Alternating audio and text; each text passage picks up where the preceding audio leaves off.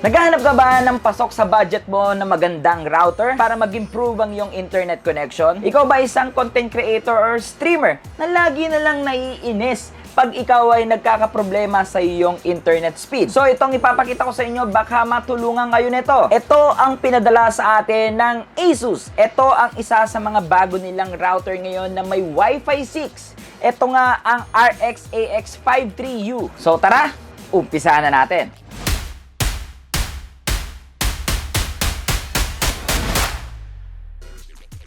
Alam mo ba na bilang isang content creator and streamer, isa sa essential or yung kailangan talaga natin is internet speed.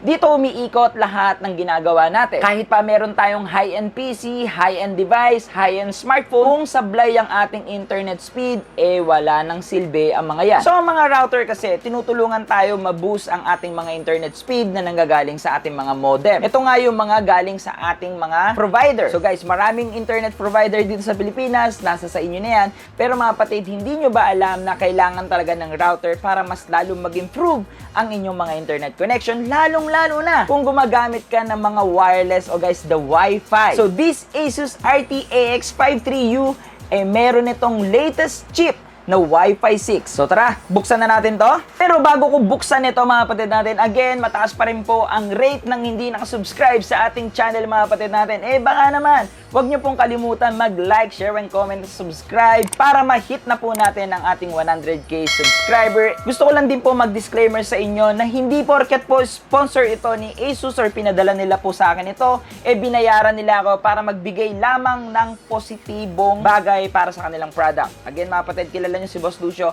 honest review dito, and sinasabi ko talaga if recommended ito sa mga tao. So guys, dito kita na natin yung mga key main features niyan sa box. Ito nga may 4K streaming lag-free at may AI protection at may high power at sobrang dami pa sa box mga kapatid. Pero syempre, bubuksan na natin yan.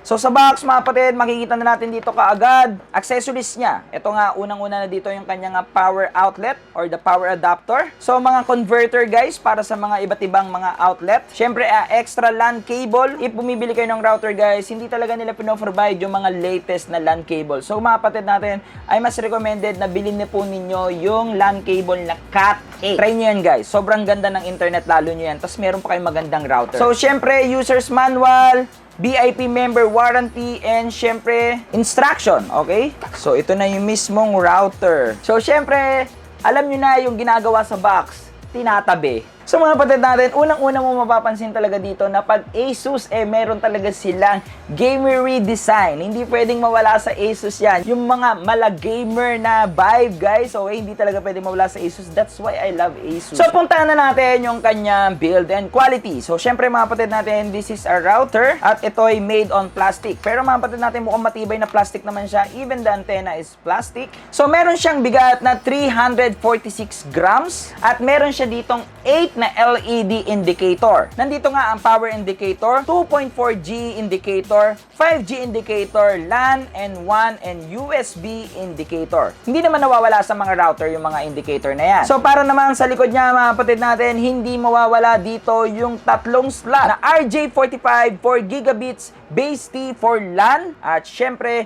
meron ding RJ45 gigabits base T for WAN or WAN. So from your modem or yung iyong internet provider, dyan mo po i-connect yan. At syempre, meron din siyang isang slot para sa kanyang USB port. And nandito rin ang switch button niya or yung kanyang on and off, at nandito rin po yung kanyang DC in or the power in. Para naman sa kanyang mga buttons, meron itong WPS button sa likod, at syempre hindi mawawala dyan ang reset just in case magkaroon kayo ng problema, makalimutan ninyo mga password nyo, diba? Simple reset lang guys. Importante yan sa mga router. So para sa kanyang build and quality dito mga kapatid, actually mga kapatid natin, hindi naman nagkakalayo-layo ang mga itsura ng Wi-Fi. Nagkakatalo-talo yan guys sa features na makukuha natin sa mga router. And ang last, syempre hindi mawawala dito yung kanilang branding na napakaganda ng pagkalagay dito ng Asus. Medyo nagbo-bronze siya na parang naggo-gold.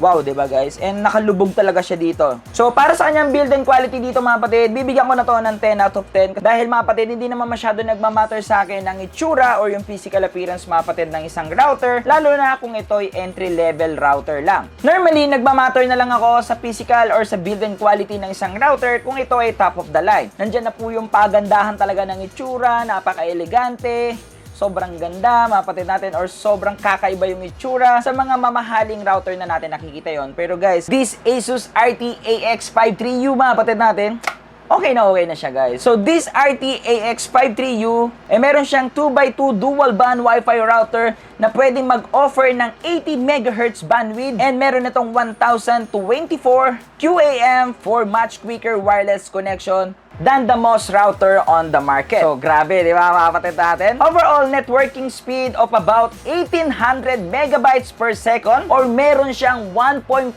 times fast quicker compare sa mga old models na router or yung mga iba nilang kakompetensya. So, mamaya papakita ko sa inyo talaga mga kapatid, legit yung ganyang features netong router na to. So, ang Wi-Fi 6, di-decrease nito ang latency for the smoother, more responsive Wi-Fi experience. So, guys, yun po yung binabayaran ninyo pag bumibili kayo ng mga router. So, kung ang router na bibilin mo ay may Wi-Fi 6, kagaya nito, ay guys, sobrang solid ng internet connection mo. Para naman sa kanyang antena, meron itong 4 antennas. Dalawa dito is 2.4G, at syempre yung dalawa dito, it's para sa 5G. Ito rin po ang nagustuhan ko dito dahil upgraded nga ang chip nito, pwede itong umabot ng 80% range from the router. So, means may dagdag 80% na range, di ba mga kapatid natin? If ever lang na malayo ka sa router mo, hindi ka mawawala ng internet connection. Dala yan ng kanilang AX technology. So, this router mga kapatid, meron din siyang AI protection na pwede kang protektahan sa mga malicious site. Meron din siyang infected device prevention and blocking. So, para naman sa mga parents dyan,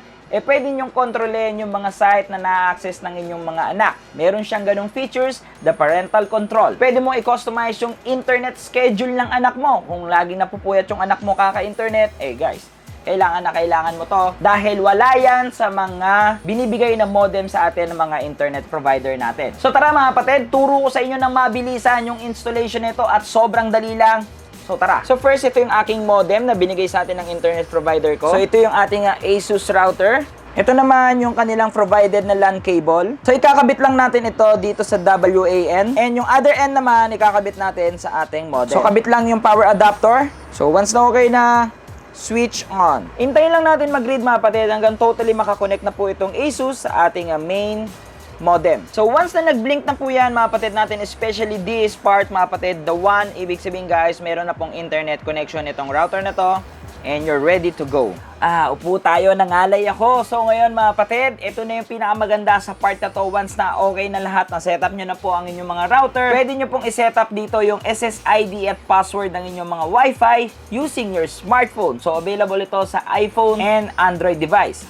So, simple lang yan. Punta lang kayo sa inyong mga App Store, Google Play Store, and then search the Asus router, and then click install. Pag tapos na, click nyo lang po yung open, and then make sure na connected na kayo sa inyong mga Asus router. So, ako, connected na po ako sa Asus 68. Yan po yung pangalan ng RTAX53U natin. And then, balik tayo dito sa Asus router app. Click the setup, and then choose the Asus wireless router, and hahanapin na po niya dito yung ating router. So yan, detected na po niya yung ating RTAX53U. So antayin nyo lang pong lumabas or umilaw yung get started. So once na okay na mga kapatid natin, makikita nyo po dito, dahil dual ba nito, meron nitong 2.4 GHz at 5G SSID. So guys, lalagay ko Asus Boss Lucio. So ngayon, password. So ngayon, sa 5G ko naman, ang pangalan dito is Asus Boss Lucio 5G. Ganyan lang kasimple. So guys, click next. So ito, importante to, the login dito sa Asus router app. So mga kapatid, maganda ito na kayo lang ang meron. Kung sino man yung pinakamay-ari ng router, para kayo lang yung may control, kayo lang yung pwede mag-blacklist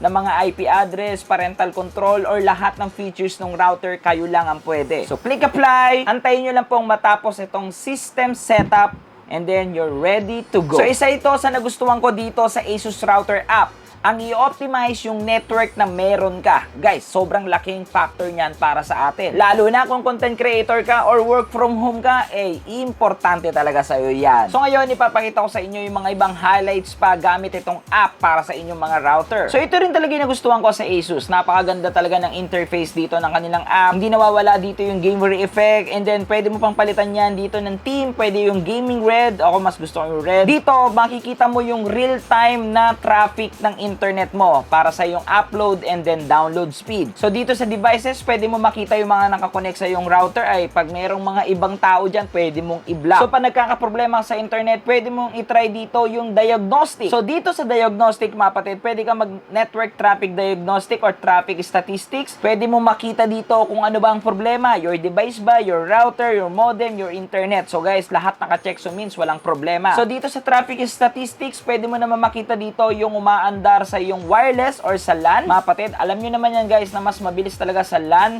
kesa sa wireless. Pero mga kapatid, malaking factor pa rin para sa akin to.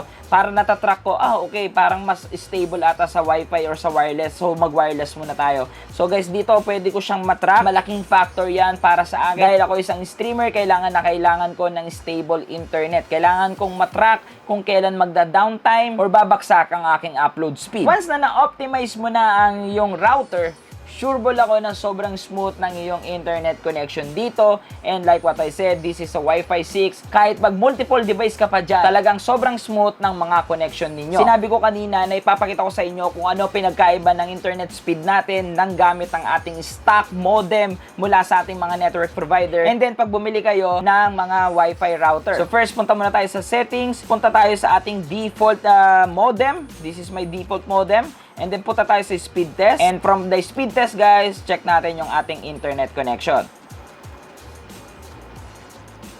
Ang aking plan sa aking network provider is 100 Mbps. So guys, nakakuha tayo dito ng download na 40 and nakakuha naman ako ng upload na 25. Sobrang layo para sa binabayaran ko monthly. So ngayon, ko-connect tayo sa ating ASUS router. Hanapin natin si ASUS Boss Lucio 5G.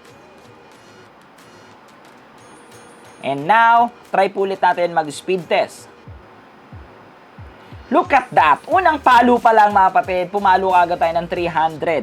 Sobrang layo na kagad sa ating stock modem. So nakakuha tayo ng download na 196. And para naman sa upload, 212. Sobrang layo po talaga. Kaya kung ikaw ay mobile gamer, lalo na kung yung mga nilalaro mo kailangan mo ng internet at sobrang smooth na internet connection, ay nako, kailangan mo nito para maka-achieve ka ng mababang ping at hindi ka mabwisit sa nilalaro mo dahil naglalag ka, nag-i-spike ang iyong gameplay. So yun, nakita nyo mga kapatid natin ang kakayahan nitong RT AX53U ng ASUS. Again guys, this is the new entry level ngayon guys ng ASUS. So ngayon, punta na tayo dito sa presyo nitong router nito pag lumabas na to sa market. So ang presyo nito mga kapatid natin sa kanilang ASUS store, it's 4,390 pesos. Again mga kapatid, nandiyan na po sa description box yung kanilang link para direct na po kayong mapunta sa kanilang official store. Not bad na mga kapatid natin para sa mga features na pwede kong makuha kung mapapagaan ito ang trabaho ko guys. Ay nako, sobrang worth it ng presyo na yan. So first mga kapatid natin na nagustuhan ko dito sa router na to guys, syempre yung kanyang Wi-Fi 6 and other features mga kapatid. Pero yung mga iba niyang features guys, normally meron naman ito sa mga old model router. Yung mga parental control, the malicious site guys, and etc. Meron naman yan. Pero mga kapatid natin, yung nagustuhan ko talaga dito is yung bagong technology. The AX technology nila ngayon dito sa router na to, kaya nga nito may speed up ang yung internet speed up to 1.5 times guys faster sa default mong modem. Mga kapatid natin, malaking factor yun. Like what I said mga kapatid natin, kung ito ang hanap buhay mo, internet ang iyong puhunan, ano ba naman ang ilabas mong pera ng 4,390 para naman sa kai-improve ng iyong pagtatrabaho, di ba? At syempre mga kapatid natin, nagustuhan ko din dito yung kanyang dual band. Mga kapatid, malaking factor ang dual band pagdating sa ating mga router. Kasi ang hirap sa ibang router, isang band lang sila or isang signal lang ang meron sila. Pag ikaw ay sobrang layo na or sobrang lapit, parehas lang po ang internet speed na meron ka. Pero guys, sa mga dual band kasi, lalo na kung gumagamit ka ng 5G, talagang mag-i-step up ang speed ng iyong internet connection. Pero syempre, hindi pwedeng mawala ang 2.4G dyan. Syempre, yung 2.4G, yan po kasi talaga yung default connection ng isang router na kahit po sobrang layo mo, meron ka pa rin internet connection. Para naman sa hindi ko nagustuhan dito guys, actually wala. Lahat nagustuhan ko para sa kanyang price point, mga kapatid natin, pasok na pasok. Like what I said guys kanina, ano ba naman kung maglabas ka ng ganyang halaga para naman ma-improve ang iyong ginagawa or ma-improve ang internet connection na meron ka. So, final answer, super recommended ni Boss Lucio itong router na to. So, maraming salamat kay Asus sa pagbigay nito kay Boss Lucio. Makakatulong po talaga ito sa aking pagtatrabaho, sa aking internet speed. Nakita nyo naman mga kapatid natin, nung hindi pa nila ako binibigyan ng gantong router, I have a 100 upload speed. Pero 27 upload speed lang po ang binibigay sa akin ni So, thank you Asus. Talagang maraming salamat dito.